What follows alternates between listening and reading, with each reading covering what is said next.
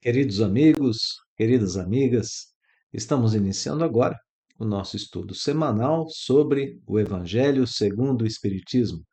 Sejam muito bem-vindos a esse estudo. Continuaremos agora a nos debruçar sobre o 28º capítulo da obra, que apresenta a coletânea de preces espíritas.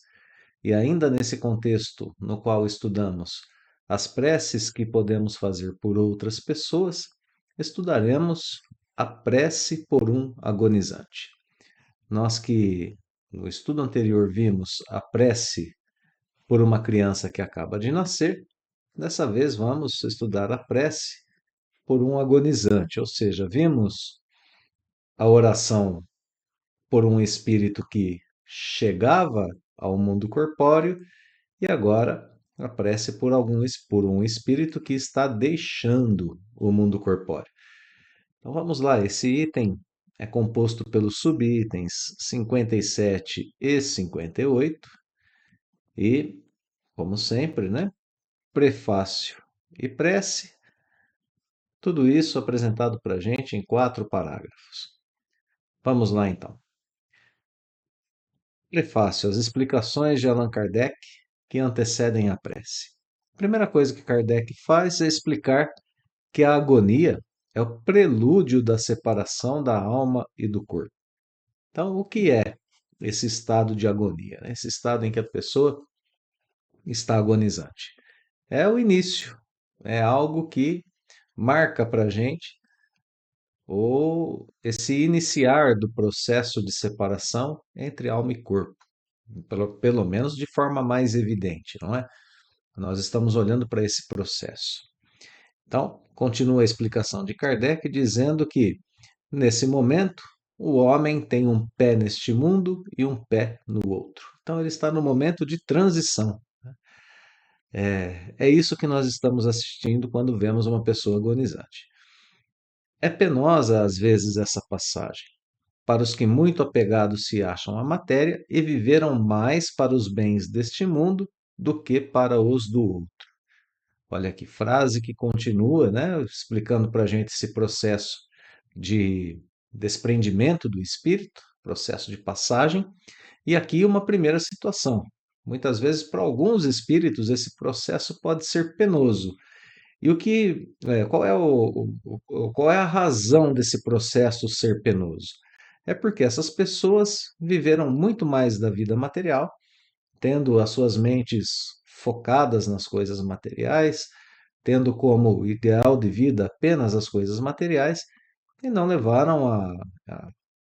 levaram em consideração a existência do espírito, né? Ou então cuja consciência se encontra agitada pelos pesares e pelos remorsos. Olha que arrependimentos, né, de atitudes tomadas durante a vida. Então, retomando aqui esse primeiro parágrafo, né? Olha aqui a estrutura que a gente tem. Primeiro, Kardec explica o que é agonia, depois explica que ela é penosa para algumas pessoas, materialistas, ou com a consciência presa a pesares e remorsos. No entanto, na última parte desse parágrafo, Kardec vai explicar que para outras pessoas cujos pensamentos buscaram o infinito e se desprenderam da matéria, menos difíceis, de romper-se são os laços que os prendem à terra e nada tem de dolorosos os seus últimos momentos. Essas são pessoas espiritualizadas, pessoas que passaram a vida considerando e vivendo sob a concepção de uma vida que tem Deus a guiar os acontecimentos terrenos, a Deus a orientar as leis que a pessoa deveria seguir, e ela segue esses ensinamentos. Para nós que somos espíritas, levamos em consideração as diversas reencarnações e o progresso do espírito durante elas, a imortalidade da alma e assim por diante, né? Vivemos sob esses preceitos, vivemos orientados por esses ideais. Então, aí não tem nada de doloroso o momento da separação. É uma separação mais tranquila, né? Conclui Kardec dizendo que apenas um fio liga, então, a alma ao corpo, enquanto no outro caso, profundas raízes a conservam presa ao corpo.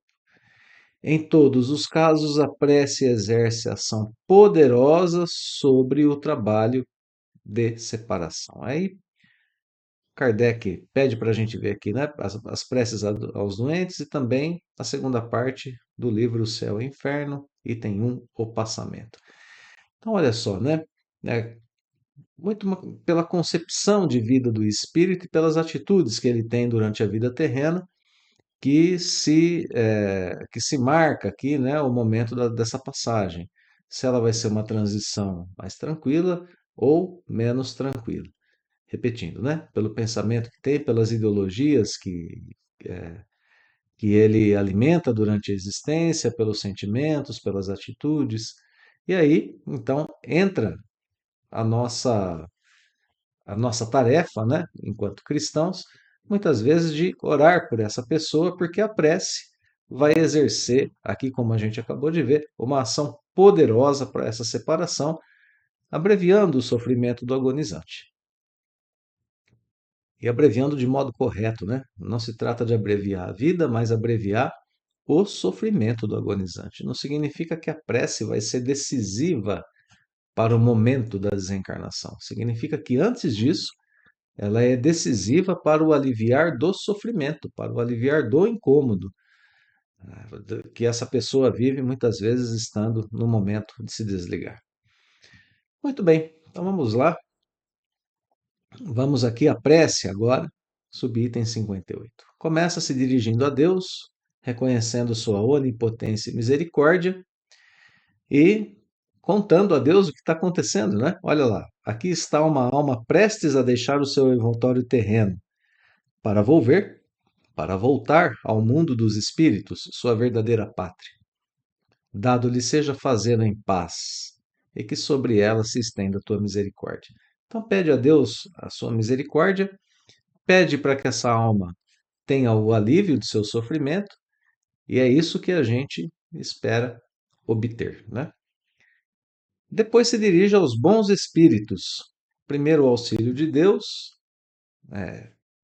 dando, né, a licença a essa pessoa de partir, dando a Deus essa licença à pessoa de se sentir bem, né? Importante notar isso, né? Quando a gente está conversando nesses termos com Deus, está dizendo, olha, Senhor, meu Deus, tem aqui uma alma que está prestes a deixar o plano terreno, né?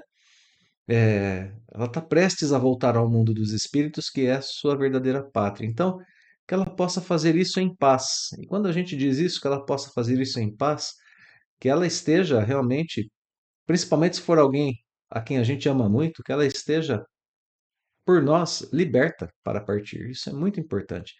Que a gente tenha assim o sentimento de que vai fazer falta, de que a gente vai sentir saudade, mas que ela tenha liberdade para partir, que ela sinta-se livre para partir. É uma parte importante isso do desprendimento das coisas terrenas, né? Então estamos dando no início da prece essa licença para a alma partir, mesmo que seja alguém muito amado. E aqui a gente tem um entendimento profundo do processo, né? Sabemos que isso trará alívio e que a vida da pessoa continuará em outro plano. Então é um consolo para a pessoa, uma preparação para a gente. Tá? Prece muito profunda, né? Segunda parte, conversamos com os bons espíritos. Bons espíritos que acompanhastes na terra, não a abandoneis nesse momento supremo. Dai-lhe forças para suportar os últimos sofrimentos, porque lhe cumpre passar nesse mundo, a bem do seu progresso futuro. Inspirai-a para que consagre ao arrependimento de suas faltas os últimos clarões de inteligência que lhe restem ou que momentaneamente lhe advêm. Então, aqui mais um parágrafo muito bonito. O auxílio dos espíritos pedindo forças para essas pessoas suportar a passagem e inspiração, também muito importante, né? Para que ela se arrependa de suas faltas aqui na Terra, para que possa se preparar, né, de forma inteligente para entrar no mundo dos espíritos. Então, aqui a gente deseja o melhor que possa acontecer para essa pessoa nesse momento. E por fim, a gente pede por nós mesmos, olha aqui o finalzinho da prece, dirigir o meu pensamento a fim de que atue de modo a tornar menos penoso para ela o trabalho da separação e a fim de que leve consigo, ao abandonar a terra, as consolações da esperança. Então, olha só, através do meu pensamento, eu ajudo essa pessoa a tornar menos penosa a passagem, o trabalho de separação, e ajudo-a, né, a levar consigo as consolações e esperanças que são possíveis de serem levadas ao plano espiritual e que são possíveis de serem sentidas, né, pela pessoa enquanto está nesse processo. Então, o que que a gente está pedindo, né, aos espíritos aqui? Me ajudem a ajudar. É E assim a gente tem aqui na prece de intercessão por outro, uma cadeia, né, de auxílio mútuo, os espíritos ajudando aquele que ora ajudando através desses mesmos espíritos e de seu pensamento, aquele que está prestes a desencarnar. Bom, meus amigos, é, pode ser uma prece um tanto quanto difícil quando voltada a pessoas muito amadas, porque exige da gente a fé, a esperança na continuidade da vida, a fé em Deus, o desapego, né, da presença física da pessoa. Mas consiste essa prece, por isso mesmo, em uma prova de fé, em um reforço da nossa fé, em um renovar da nossa esperança, da nossa confiança em Deus, na vida futura, na caridade para com a pessoa que parte. Então, entender a morte como uma separação momentânea é uma prova que nós damos a nós mesmos e a Deus de que estamos no caminho correto.